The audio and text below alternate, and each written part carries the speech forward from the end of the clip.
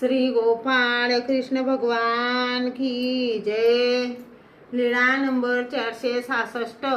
संगम जळगावला संगमेश्वराच्या देवळात काही दिवस मुक्काम।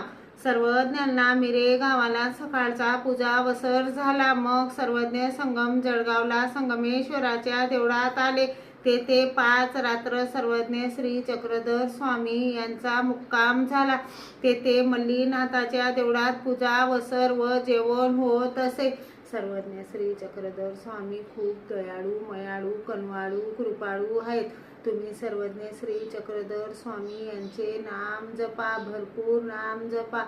आता आपण सर्वज्ञ श्री चक्रधर स्वामी यांची आरती म्हणूया।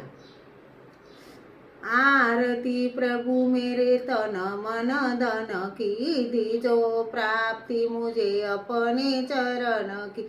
और तेरे से कुछ नहीं मंगना, मैं बंदे का सवाल इतना। गुनेगार प्रभु मैं तेरे चरण का, तेरे बिना मुझे डर नहीं किसका। हाथ जोड़ कर कहो आबा कुमार जी, गुनाह माफ कर लो मेरे अरजी।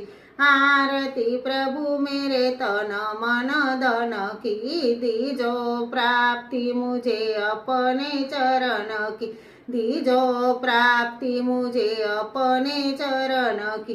श्री गोपाळ कृष्ण भगवान की जय।